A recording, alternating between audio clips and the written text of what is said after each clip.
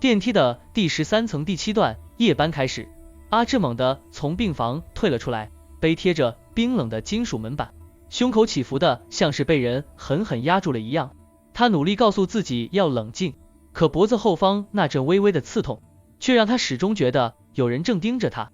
他抬头望向电梯口，那扇银灰色的门静静地立在走廊尽头，像一张没有表情的脸。但按钮灯全按了，连最基本的待机光也不亮，仿佛整台电梯早已停止运作。他深吸一口气，迈开步伐。走廊上没有风，却让他有一种在水里行走的稚闷感。每一步踩下去，鞋底都像粘在地板上，拖曳出不自然的沉重。走到一半时，他忽然停住，空气里传来一种诡异的节奏，不是脚步太均匀了，不是水滴声太沉闷了，那是一种金属摩擦地面的声响，缓慢稳定，一下又一下，像是轮椅正在往这个方向推过来。阿志不敢回头，他能感觉到那声音从走廊最深处慢慢靠近，像有人故意放慢速度，只为了让他听清楚谁在后面。他猛然钻进旁边的护士站，只剩呼吸还在急速震动。他快速拉开抽屉，翻找任何可能记录这层楼用途的资料，可是抽屉里只有老旧的纸本、泛黄的病历，还有些被潮湿浸烂的文件。轮椅声更近了，阿志能听出来，那已经靠近了转角。他甚至能在脑中想象出他正慢慢露出前轮。他打开最后一个抽屉，那里放着一本封面斑驳的病人登记簿。他的手微微颤抖，但仍快速翻开。就在那一行字映入眼帘时，他的呼吸完全停住了。病人名单最后一页写着一串他再熟悉不过的字：保全员林志文。正是他的本名。胸口一阵发冷，就像有人从里面伸手抓住他的心脏。轮椅声停了，就在护士站外。阿志闭上眼，不敢看向门口。他知道只要他回头，后面一定有人，而那个人很可能早已在名单上等他很多年。电梯的第13层第8段救名单，阿志的手指环停在那行名字上，微微颤抖。他盯着那一页，仿佛整本登记簿的重量突然压在胸口，让他喘不过气。保全员林志文，字迹不是新的，墨色早已泛灰，像是被写在很多年前，早到不应该与他现在的存在重叠。他咽了口水，喉咙前的像被砂纸磨过。他不想相信这是他的名字，可他的脑子却像被塞住，只剩一个声音在重复：这里你来过。他强迫自己翻回前几页，想找到任何蛛丝马迹。病患的名字一个接一个，几乎都已被画上死亡记号，日期都停在15年前。可是每一页的纸张都被人翻过无数次，边缘卷起，像是有某个人每天反复确认着什么。阿志忽然觉得空气浓得像雾，他的视线被压缩的只剩昏暗的桌面。他努力深呼吸，却发现胸腔里像卡着一团冷硬的石头。他合上笔记簿，手却不受控制的握得太紧，指节发白。他想站起来，可双脚像被钉在地上。就在这时，外面的走廊传来一声极轻的金属碰撞，不是轮椅的推动，而像有人轻轻敲了门框。那一下轻的几乎听不见，但足以让他的心脏被吊起来。阿志的呼吸开始变浅，他知道有什么东西正站在护理站外。他没有动作，没有声音，只有那种无形的注视感，像是一只手正从黑暗里伸出来，轻轻扣住他的肩膀。他慢慢抬头望向护士站的玻璃窗，玻璃外一片黑，只倒映出他自己苍白的脸。但就在倒影的身后，他依稀看到另一个模糊的影子，像是站在他背后却又不完全在人的高度。他不敢转身，他只能低头再次打开登记簿，双手几乎贴在书页上。在他未察觉的角落，那些字迹似乎正被黑暗慢慢吞噬。而他忽然意识到一件事，名单的最下方还有一格空白，空住，像是在等待某个名字被补上。他盯着那个空格，冷汗从脖子滑进衣领。他开始觉得那个空格好像是在等他。电梯的第13层第9段，电梯再度开启。阿志的手环停在那个空白的名字格上，那格空洞而洁白，像是特地留下来等候新主人的木质。他的喉咙前的说不出一句话，一切思绪都被那片空白吞没。就在这时，走廊深处传来一声轻而清晰的叮，不大不尖锐，但在死寂的空气里像是一根冰针刺进耳膜。阿志抬起头，那声音他太熟悉了，是电梯门开启的提示音。可那提示音不应该出现在这里，因为刚才所有电梯按键都是暗的，像是整部机器已经死去。他的心脏在胸口狂跳，如同要挣脱肋骨。他慢慢站起来，膝盖发软，脚步每往前迈一步，都像踏进湿冷的泥沼。当他从护士站探出头时，他看见走廊尽头的电梯门正缓缓的、无声的完全敞开着。电梯里亮着不属于这层楼的灯光，洁白安静，仿佛另一个世界的入口。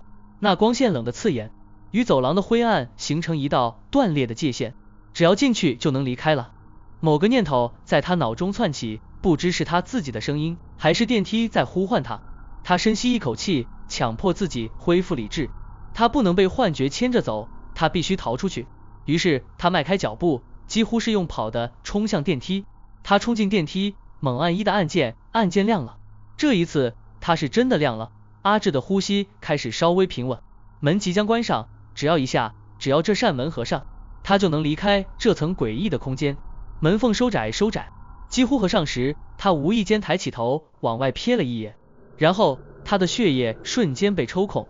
在走廊最深处，即使隔着那长长的阴影，他仍然清楚看见那台轮椅已经停在电梯正前方，上面坐着的那个东西正笔直的面向他。他没有动，但他在等他，像是在告诉他，你离开的了吗？电梯门啪的完全合上，整个世界陷入幽闭的沉默，只有电梯开始下降，缓慢、沉闷，每1厘米都像拖着某种看不见的重量。阿志紧贴墙面，手心湿冷，额头沁着冷汗。他不敢相信刚才看到的画面不是幻觉，更不敢相信那个坐在轮椅上的影子一定不是第一次看着他。他甚至开始怀疑自己是不是曾经被他送下去过。电梯的数字指示灯从13跳到12，再到11，冰冷规律，却像是某种倒数。他不知道等待他的是出口还是另一扇门。电梯的第13层第10段回到大厅，电梯停止时，我几乎不敢呼吸。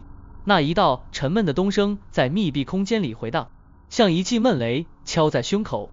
我望着面板上跳动的数字，从13往下跳，每一下都像被人用指甲刻在玻璃上，慢而且不自然。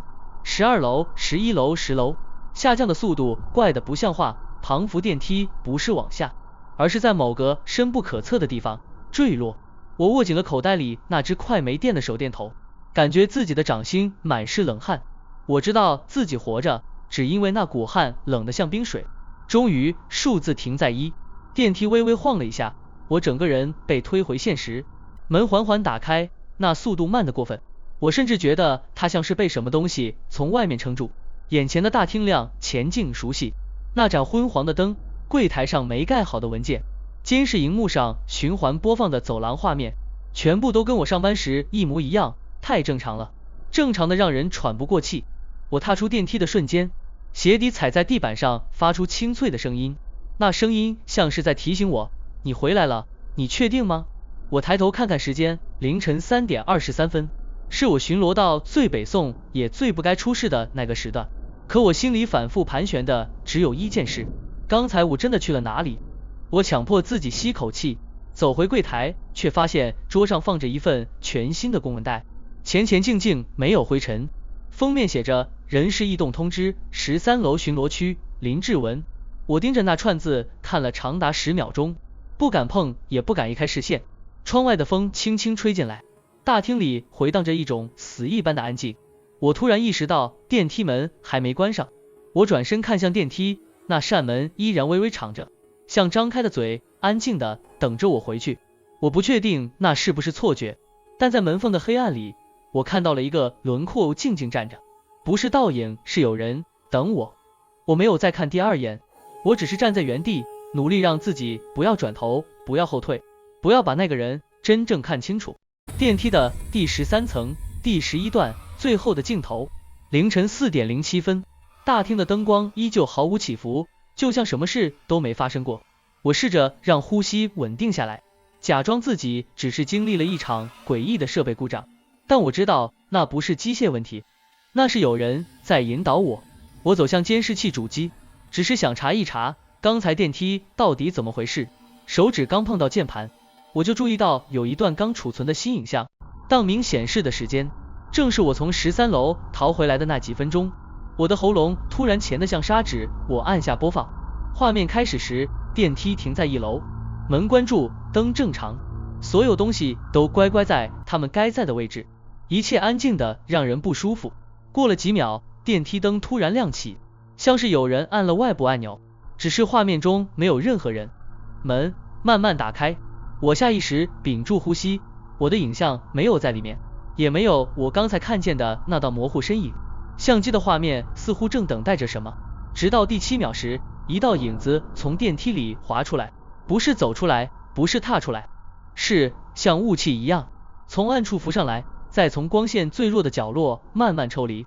墙上、柜台、地面都映不出那影子的轮廓，只有镜头看得见它，而且很清楚。那影子就这样站在电梯口，没有五官，没有动作，也没有重心，它只是存在，像是一个等了很久的人。终于在确定我已经离开后，才慢慢步出电梯。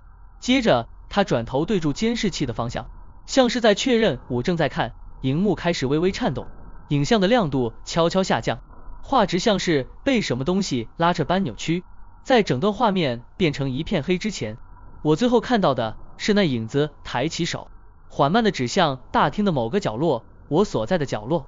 影片结束，荧幕变黑，我不敢转头，因为我不知道那影子会不会正站在我身后，和监视器里做出一样的动作。